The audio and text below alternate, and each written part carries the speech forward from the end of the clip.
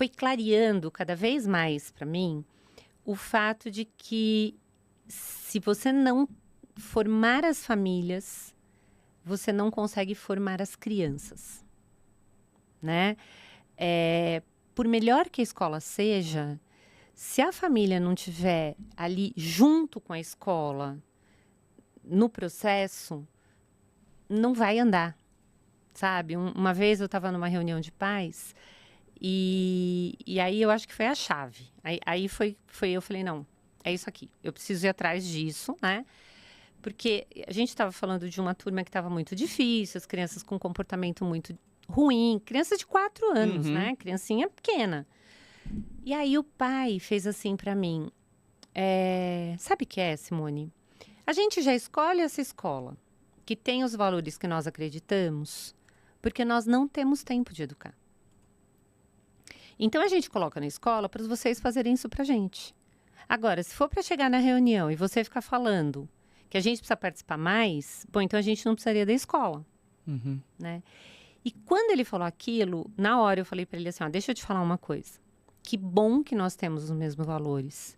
Que bom que você confia tanto assim na escola. Eu fico muito honrada que você confie tanto assim na escola. Mas justamente porque você confia, eu preciso ser muito sincera com você. Só nós não vamos conseguir fazer isso que você está esperando. O pai e a mãe é indispensável, né? Não tem como. Falei assim, a criança, ela espelha vocês. Entendeu? Ela nasceu, a procedência é essa, ela vem de vocês. Então, para ela, vocês são a estrutura. A gente faz eco. Entendeu? A escola faz o eco, a escola está lá, estimula, incentive. Que bom que a gente fale a mesma linguagem, mas se você espera que eu forme o caráter das suas filhas, ele tinha 2 meninas, né? Se você espera que eu forme o caráter das suas filhas, eu preciso dizer para você, é impossível. E eu preciso que você saiba disso, porque senão eu estou sendo desonesta com você, né? Aí aquela reunião ficou meio assim, aí uns concordavam, outros não concordavam, então, mas eu percebi que ele e a esposa ficaram bem mexidos.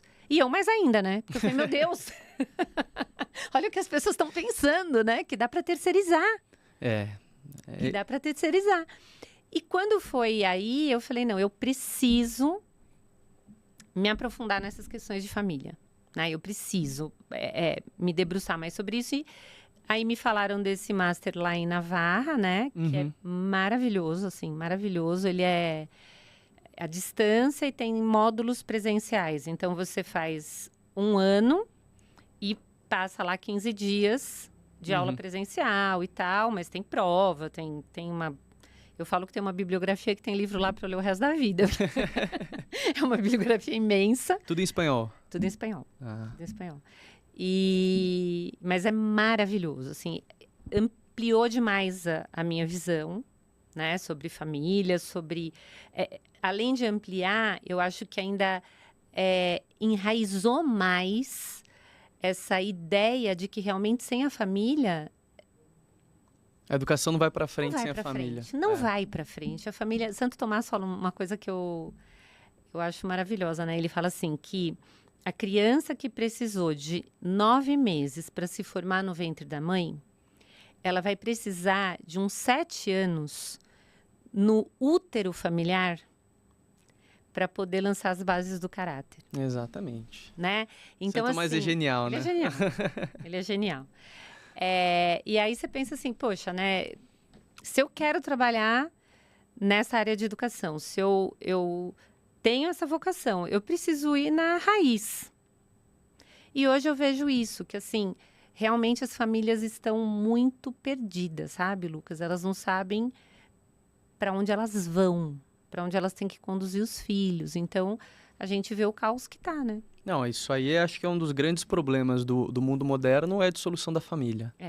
Né? Então, hoje a gente não tem mais, eu digo no geral, tá? Eu tive uma excelente educação, graças a Deus, mas a gente vê que muitos pais ou abandonam os filhos à cultura moderna, não dão nenhum tipo de estrutura, vamos dizer assim, de valores fundamentais, e a criança ficar jogada, etc.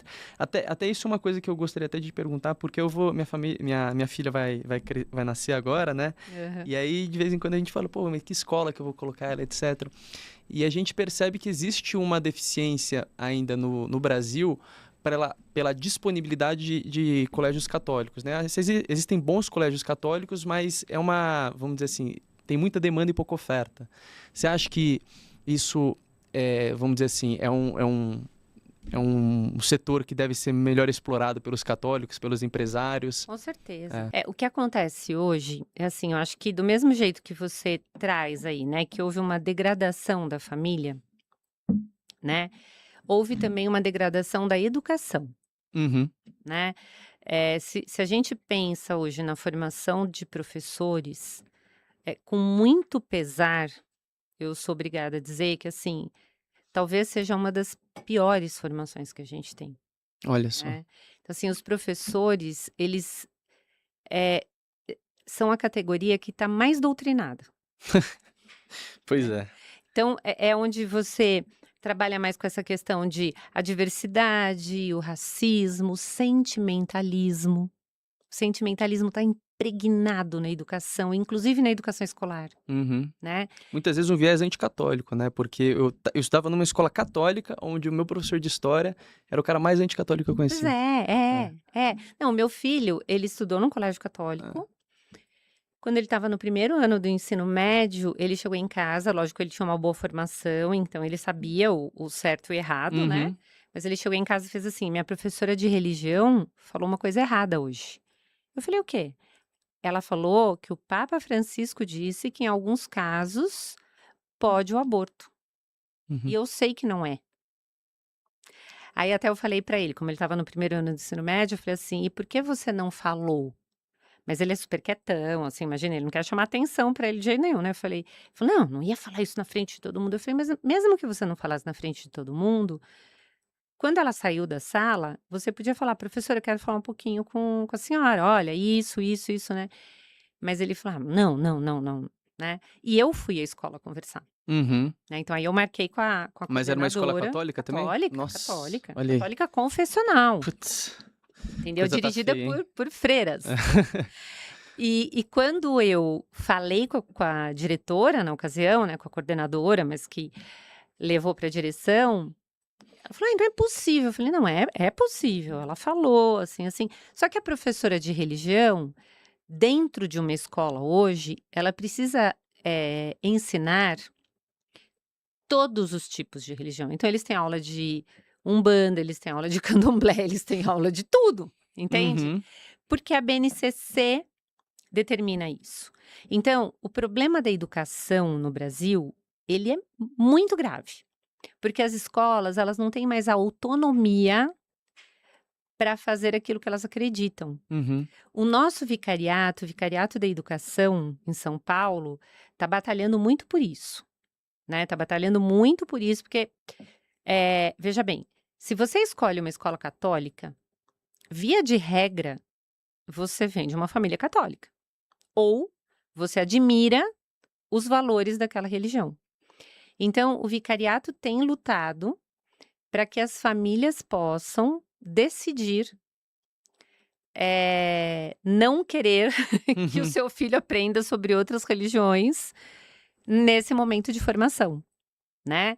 Então, inclusive, tinha um projeto que eu não sei exatamente como está agora, mas que alguns anos atrás eu estava participando da discussão dele lá, que era, até nas escolas estaduais, as famílias poderem escolher qual era o credo delas e as crianças terem formações, então, as que são católicas sobre a Igreja Católica, as que são evangélicas sobre a religião delas, quem é da Umbanda, e era uma proposta do vicariato, porque assim você, de algum modo, também vai ter professores que estão mais alinhados com a doutrina.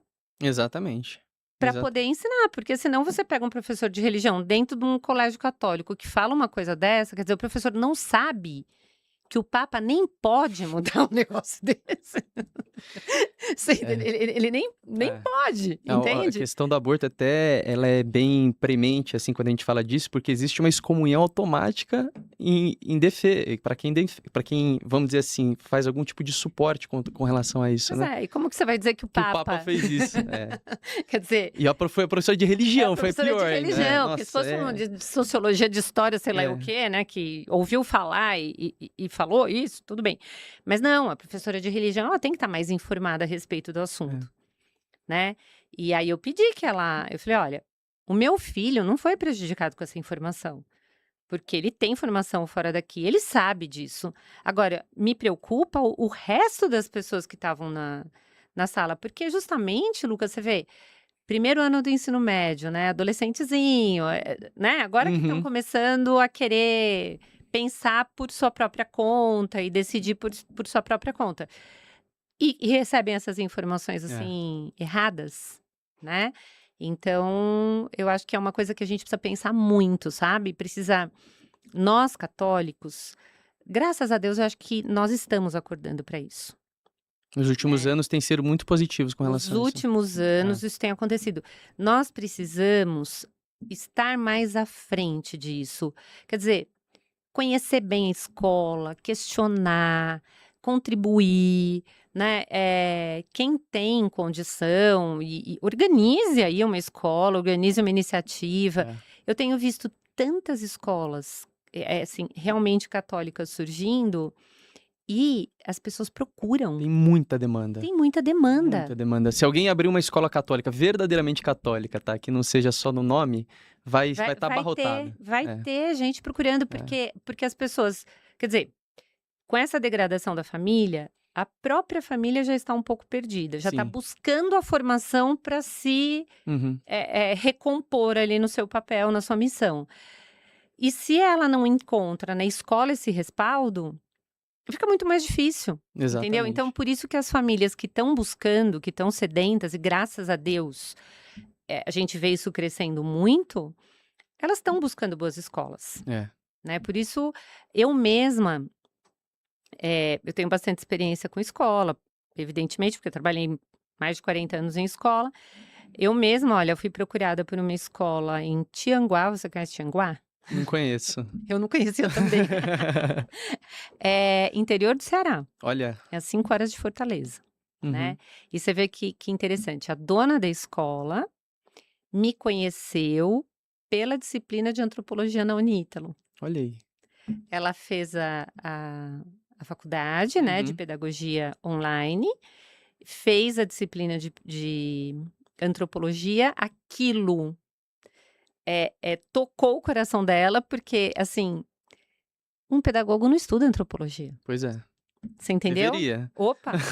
Né? Se eu não sei quem é a pessoa, como que eu vou educar? Né? Exatamente.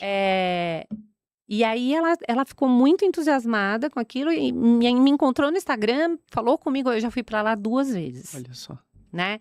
E tô dando formação para os professores, para a gestão da escola. E agora, há um mês, uma escola em Londrina, né? Que vinha de uma outra linha completamente diferente.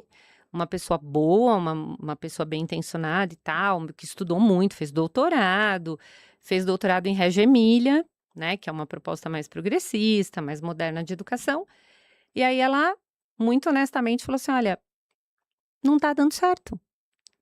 Não tá dando certo. Eu olho o resultado, não fecha a conta, né? E eu quero mudar. E aí me procurou também para essa consultoria. Então, você vê que, além das iniciativas novas que estão surgindo, escolas também que já estão estabelecidas, que já tinham um modo de funcionar, graças ao bom Deus, estão percebendo que precisam de ajustes, né? E estão buscando. E aí, gostou desse corte? Então, se você quer assistir o programa inteiro, clique aqui.